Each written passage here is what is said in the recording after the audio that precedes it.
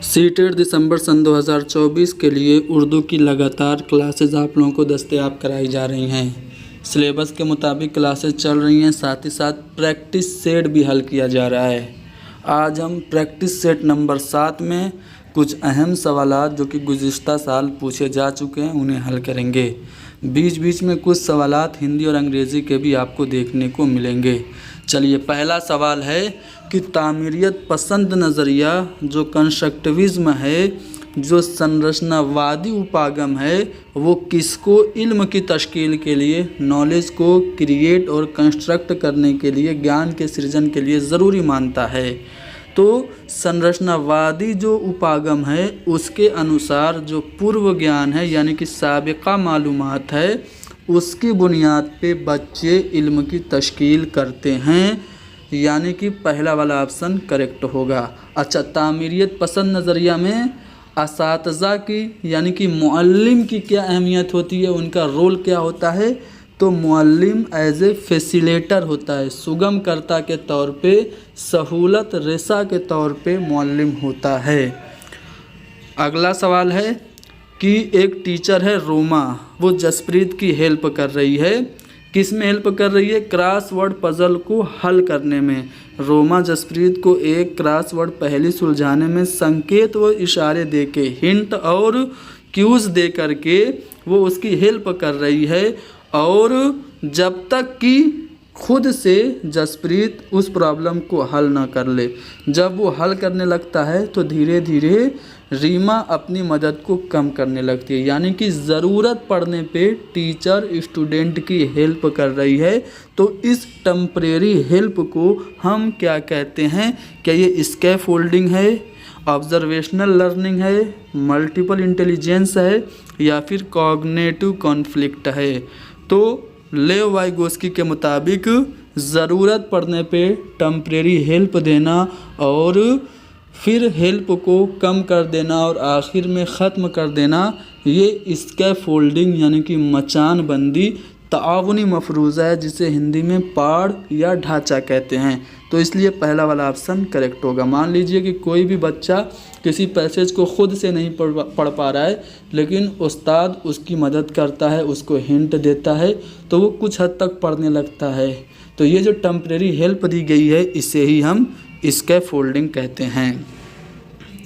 यहाँ पे कुछ बयानात हैं, चलिए पढ़ते हैं और फिर हमें पता करना है कि कौन कौन से बयानात करेक्ट हैं। मान लीजिए कि आप एक लैंग्वेज के टीचर के तौर पे अपॉइंट हुए हैं, तो आप क्लासरूम में इन चारों में से कौन सा अमल करेंगे?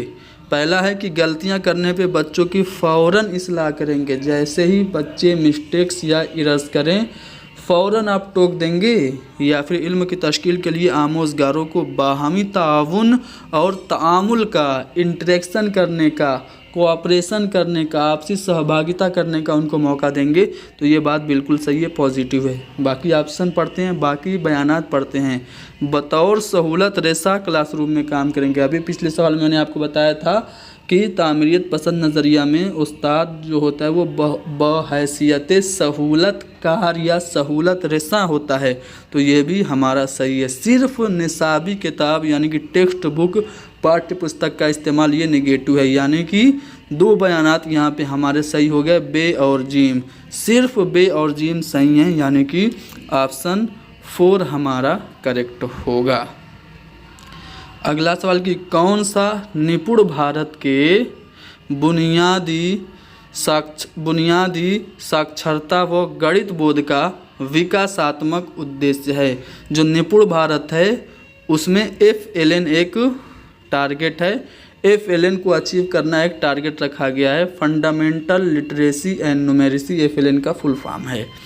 तो इसको सन 2026-27 तक निपुण भारत मिशन के तहत अचीव करना है। अच्छा, निपुण का फुल फॉर्म सभी लोग कमेंट में बताएंगे। मैंने कई बार बताया है, निपुण का फुल फॉर्म कभी कभी पूछता है। तो निपुण भारत में जो FLN का विकासात्मक उद्देश्य है वो क्या है? FLN का यही मकसद है ना कि बच्चे अच्छे संप्रेषक यानी कि कम्युनिकेटर बने, बच्चे प्रभावशाली और मुअस्सिर तरसील करने वाले या फिर कम्युनिकेशन करने वाले बने, वो अपने ख़यालात का इजहार आसानी से कर सकें। तो ऑप्शन बी करेक्ट होगा। किसके मुताबिक बच्चों की सोच पर समाजी तामुल और सकाफ़ती तनाजुर यानी सोशल इंटरेक्शन और साथ ही साथ सोशल इंटरेक्शन के साथ साथ जो आपका कल्चरल कंटेक्स्ट होता है वो अहम होता है। आपको मैंने बताया था SCL सोसाइटी, कल्चर और लैंग्वेज। तो सोसाइटी, कल्चर और लैंग्वेज, इन तीनों चीज़ों पे जोर किसने दिया है? वाइगोस्की ने। वाइगोस्की की थ्योरी का नाम ही है सोशियो कल्चरल डेवलपमेंट थ्योरी। तो वाइगोस्की ने समाजी तामुल और सकाफ़ती तनाजुर का जो नज़रिया है वो पेश किया है। तो ऑप्शन 4 करेक्ट होगा।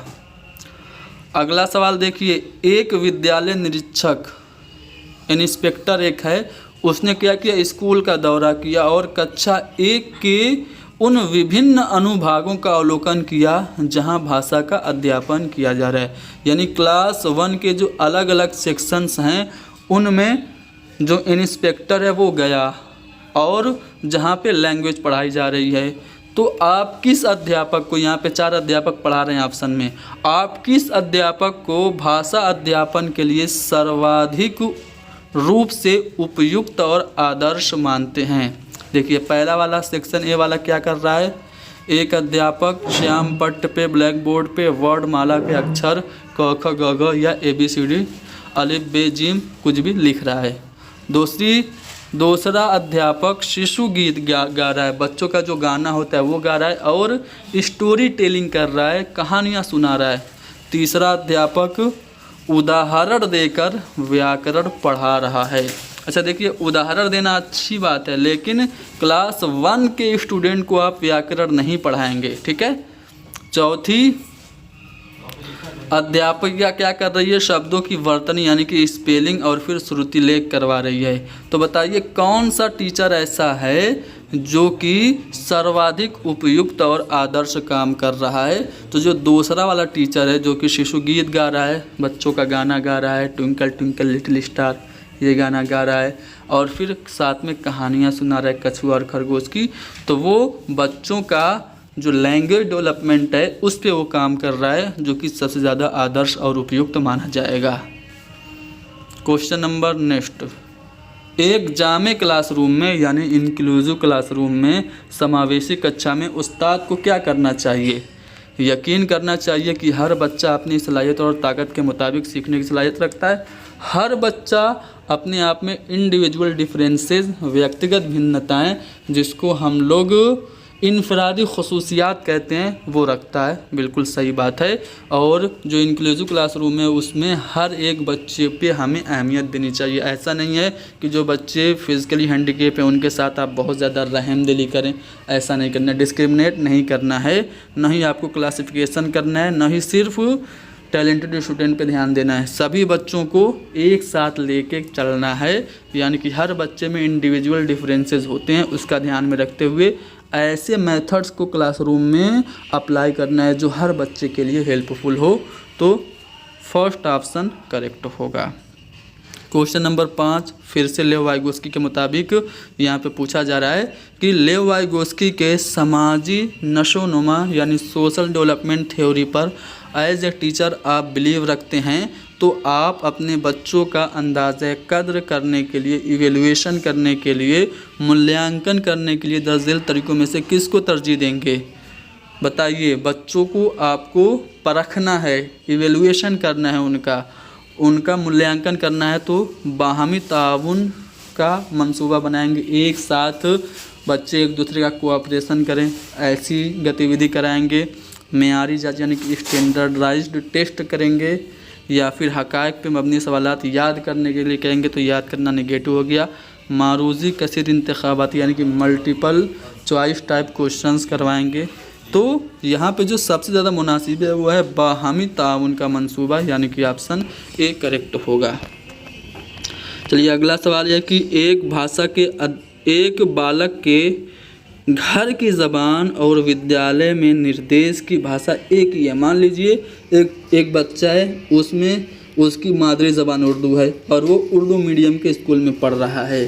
तो यहाँ पे बच्चे की घर की ज़बान और स्कूल की ज़बान एक होना ये एक टीचर के लिए रिसोर्स है, संसाधन है। क्यों संसाधन है? इससे वो बहुभाषी बनेगा। बहुभाषी तो बनेगा नहीं, एक ही ज़बान है घर पे और स्कूल में, तो बहुभाषी बनेगा नहीं। वो बच्चों में सामाजिक भाषा का विकास कर सकती है। अब एक ही ज़बान है तो कैसे सामाजिक भाषा का विकास करेगी? वो बच्चों के साथ उस भाषा विशेष में चिंतन और तर्क की उच्च स्तरीय संज्ञानात्मक गतिविधियों का आयोजन कर सकती है। अगर बच्चे की घर की ज़बान स्कूल की ज़बान सेम है तो हायर लेवल की जो थिंकिंग की एक्टिविटीज़ है उसमें बच्चा अच्छे से परफॉर्म करेगा। ठीक है, क्योंकि मादरी ज़बान में तालीम देने से सीखने में स्वाभाविकता आती है, फितरीपन आती है। यानी कि ऑप्शन सी हमारा करेक्ट होगा। अगला सवाल की तीसरी जमात का टीचर है, आमोज़गारों को नए अल्फाज दे रहा है, नए नए वर्ड्स दे रहा है। तो बताइए कि नए अल्फाज सिखाने के लिए सबसे मुनासिब तरीका क्या है? उस्ताद को अल्फाज के मानी की वजाहत में उन सियाक में करना चाहिए, यानी जो वर्ड्स हैं उनकी मीनिंग को एक्सप्लेन करना चाहिए अकॉर्डिंग टू द कंटेक्स्ट। जिस कंटेक्स्ट में वो वर्ड यूज़ हुआ है उसी कंटेक्स्ट के अकॉर्डिंग उनको एक्सप्लेनेशन करनी चाहिए, यानी कि मानी की वजाहत उन सियाक में करना चाहिए जिनमें वो इस्तेमाल होते हैं। या फिर उस्ताद अल्फाज के मानी ब्लैक बोर्ड पे लिख दे और तलबा उन्हें ज़बानी याद करें, या फिर उस्ताद को अल्फाज के साथ उनके मुतज़ाद भी बताना चाहिए और बच्चों की ज़बान में मानी भी बताना चाहिए।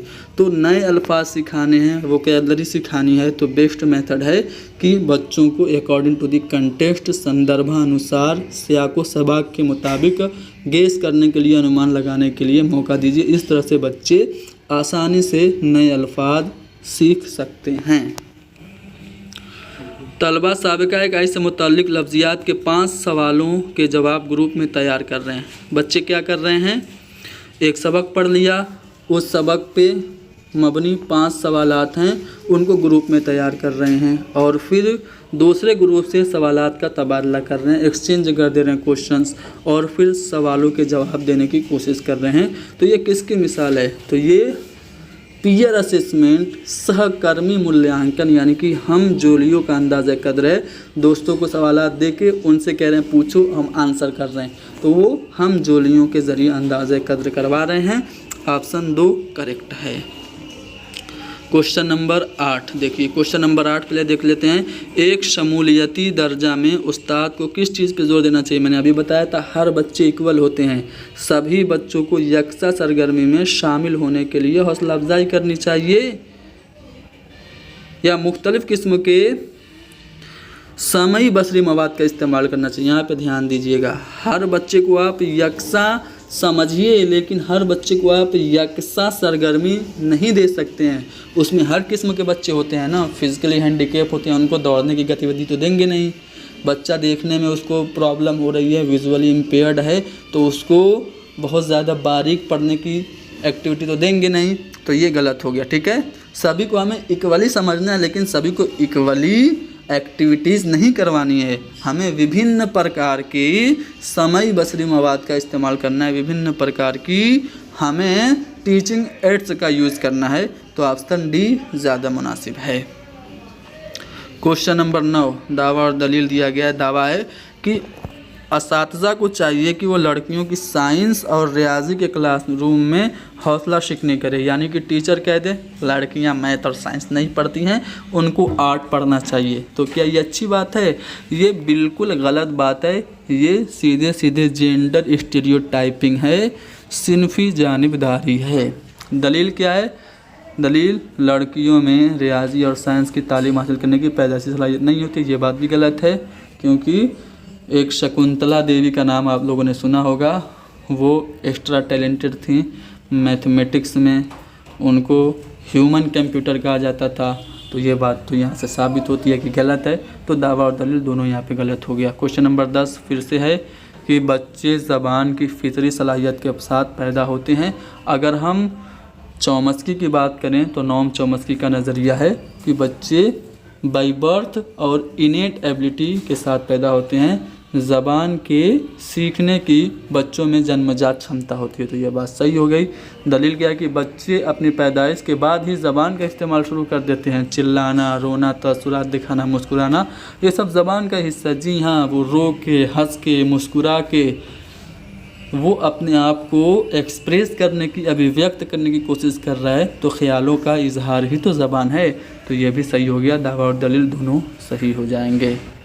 ठीक है, चलिए एक और सवाल देखते हैं, फिर पैसेज हल करेंगे। एक बालिका जब विद्यालय में प्रवेश करती है तो उसके पास अपनी मातृभाषा होती है। सही बात है, कोई भी बच्ची स्कूल में आएगी तो अपनी मातृ ज़बान लेके आएगी ना। ठीक है, साथ ही समाज में बोली जाने वाली भाषा भी है जो उसकी मातृभाषा से अलग है। यानी मातृभाषा उसकी एक है, समाज की भाषा दूसरी है।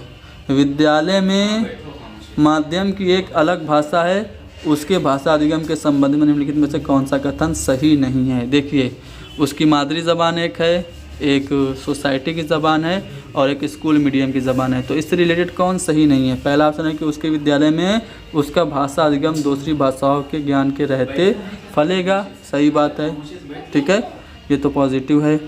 उसकी मातृभाषा और दूसरी भाषा उसके विद्यालय भाषा अधिगम में व्यवधान डालेंगे, ये बात गलत है। तो बी सही नहीं है, हमारा ऑप्शन बी करेक्ट होगा। बाकी ये पैसेज भी है, मैं चाहता हूँ कि पैसेज हल करा के फिर जल्दी से क्लास ख़त्म कर दूँ। चलिए पैसेज पढ़ लेते हैं। मुंशी जी, यहाँ पे पैसेज जो है वो डायलॉग फॉर्म में है। मुंशी जी, भाई आज एक कोठी देखी, अच्छी खासी है, बजाय उसके कि ज़मीन ख़रीदी जाए, फिर इस पर इमारत बने, चमन लगाया जाए और उस किस्म के बहुत से दर्द-ए-सर मोल लिए जाएं। मेरे ख़्याल में तो अगर ये कोठी मिल जाएगी तो सबसे अच्छा है। अभी नहीं है, शायद 10 बरस की हो, ये मुंशी जी कह रहे हैं। तो फिर उसकी बीवी क्या जवाब दे रही है, बीवी, तो कौन ले रहा है कोठी, मुंशी जी जवाब दे रहे हैं। फिर वही, अरे साहब मेरा ही इरादा है, और कौन लेता, और मियाँ सलीम मोटर रखने की जगह है। बीवी बात काट कर कहती है, मुझे शेख चिल्लियों की सी बातें अच्छी नहीं लगती। सलीम, आखिर मालूम तो किस्सा क्या है, यानी आप वाकई खरीद रहे हैं कोठी। बीवी जवाब देती है, सलीम ज़रा इनसे पूछो, ज़रा इनसे पहले ये पूछो कि रुपया कहाँ है। तो ये पैसेज था। अब आते हैं सवालात पे। मुंशी जी ने बीवी से क्या देखने को कहा, तो मुंशी जी ने कहा कि हमने कोठी देखी थी। मुंशी जी ने नई कोठी कितने साल पुरानी बताई, तो मुंशी जी ने बताया कि यही 10 साल पुरानी होगी। ठीक है, तो इस लिहाज से आप देखेंगे तो यहाँ पे आपका 10 साल जो ऑप्शन 3 है करेक्ट होगा। कौन कोठी खरीद रही है, किसने पूछा, तो बीवी ने पूछा। ठीक है, मुंशी जी ने सलीम को किसके जगह रखने के बारे में बताया, किसके रखने की जगह के बारे में बताया, तो उन्होंने बताया कि मोटरसाइकिल रखने की भी जगह है। ठीक है, तो यहाँ पे आप देखेंगे तो साफ साफ लिखा है कि मोटर रखने की जगह है, साइकिल नहीं, मोटर रखने की जगह है। तो यहाँ पे सिर्फ मोटर वाला जो ऑप्शन है, ऑप्शन 2 करेक्ट होगा। बीवी ने सलीम से मुंशी जी से क्या पूछने को कहा, तो रुपया के बारे में पूछने को कहा। ठीक है, ज़मीन का मुतज़ाद क्या होगा, ज़मीन का मुतज़ाद आसमान हो जाएगा और इमारत की जमा इमारतों होगी।